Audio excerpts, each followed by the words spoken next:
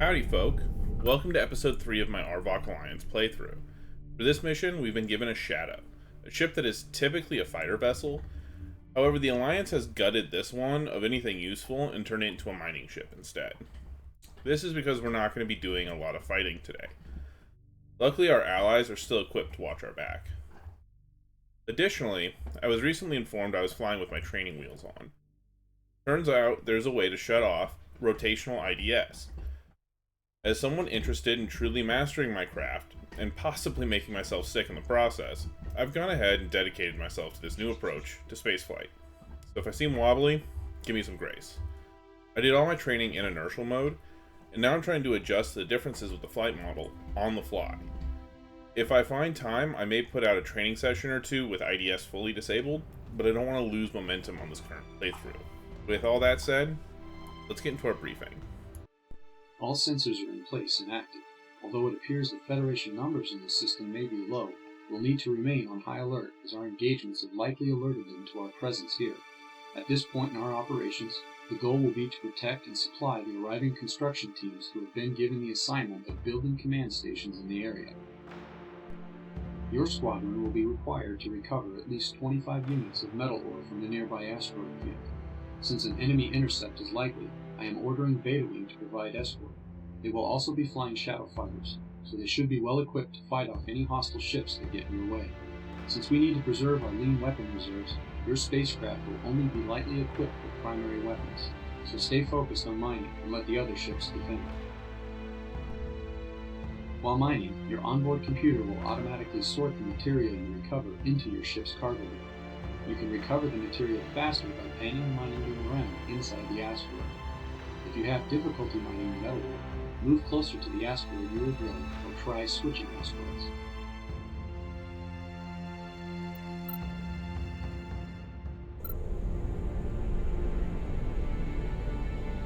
Warming up.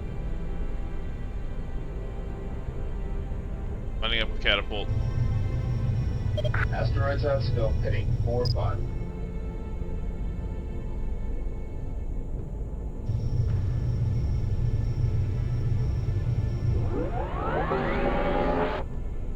Turning off IDS. Launching.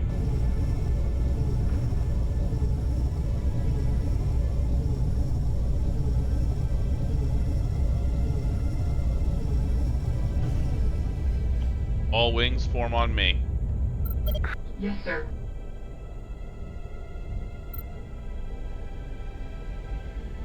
Entering Super Cruise.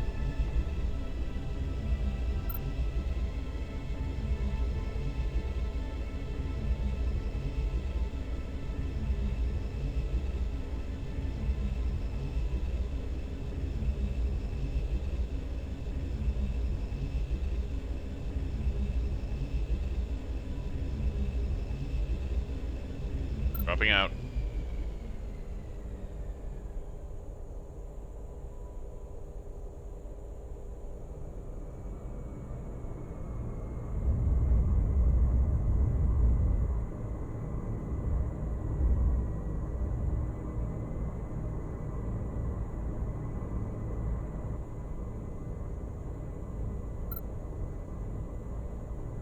Right, folks.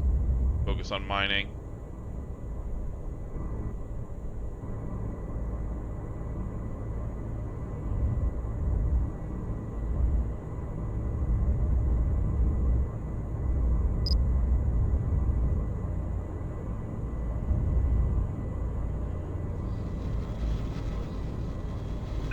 Hostile detected. All wings defend me. I'm on it.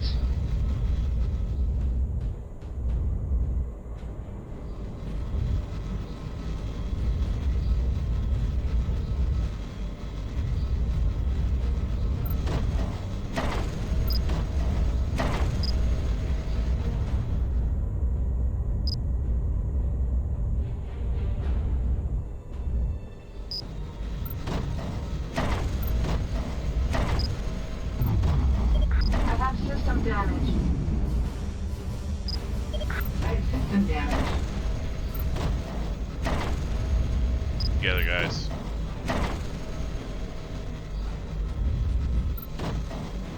best I can.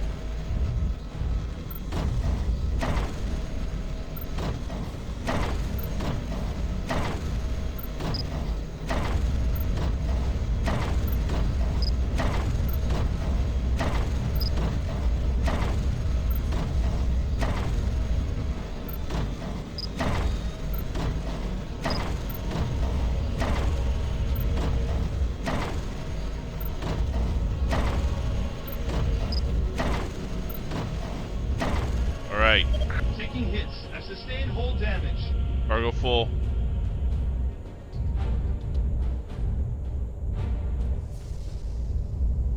Work, guys.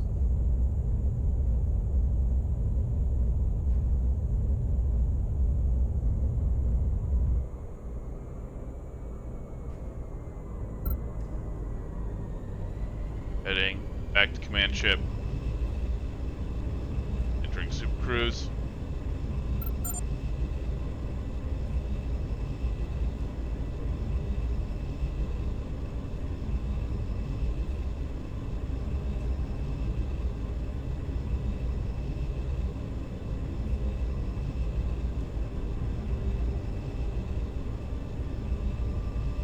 Dropping out.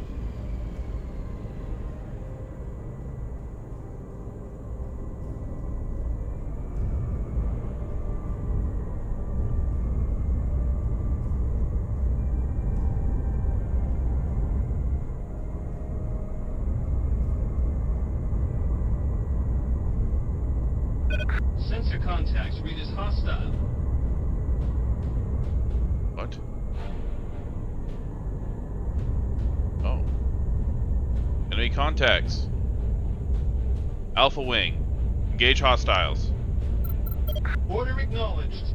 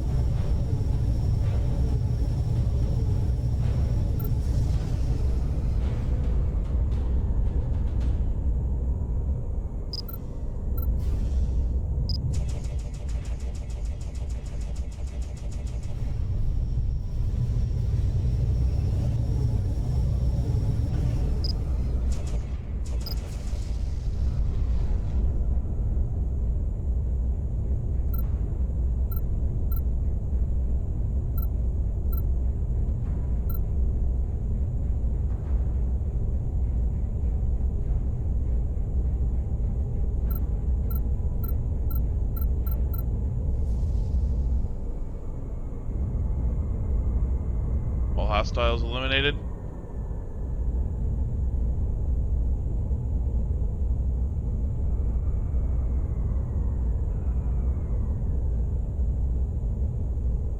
Landing.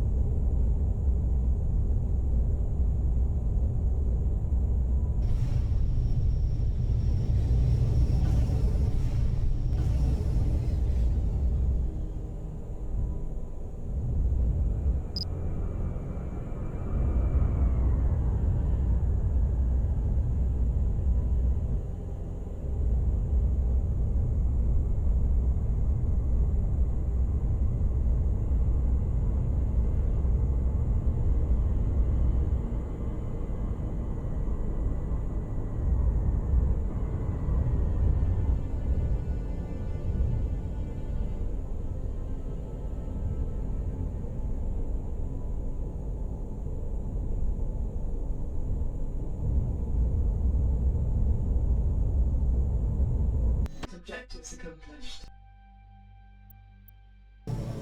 Well, that was pretty straightforward. The mission directive was to go mine an asteroid and fly back. And by golly, we did just that. The Alliance is looking to set up command stations in Orion Prime, and my job is to help collect materials to further that goal. Upon returning to the command ship, we find it under attack by a small group of Federation fighters. I'm once again finding myself a little underwhelmed by the scale of the first few missions. I understand wanting to keep it simple, however it begs some questions about military decision making in this setting. How come only one fighter was sent to mine asteroids? I feel like we should have seen a group of ships mining asteroids, especially considering we had multiple carriers in the area to support. You can't tell me that 25 metal units, whatever that converts to, remember, it does have to fit in the hull of a starfighter, is all the Alliance needs to support operations in Orion Prime. Also, does the Federation both not value human life and not care about winning? Because the single squadron of fighters they keep sending up against our carriers isn't going to get anything done. On a more positive note, I did enjoy the mundane act of mining an asteroid, especially with no rotational flight assist. The mission objective does help to capture the more boring parts of military life, and gave me a chance to adjust to the flight model change. Also, the lack of rotational flight assist actually makes orbiting a stationary target an easier task once I worked up the nerve to actually fly close enough for my tractor beam to mine. My ship did feel extra difficult to change trajectory with, which I assume is related to the IDS being shut down. Shutting the IDS off completely does come with some additional challenges as well. It's nearly impossible to stop rotation and pitch or yaw movements completely. Not only is this disorienting, but it also makes it more difficult to fly straight as you have to account for your facing constantly shifting. I'm looking forward to getting some dogfights in and discovering what other challenges arise, and if there's any advantage to keeping IDS fully off. At the end of this mission, I was promoted to Lieutenant Junior grade. If you enjoyed the video, remember to like, comment, and subscribe. I'll see you on the next one. 6ix9ine, signing off.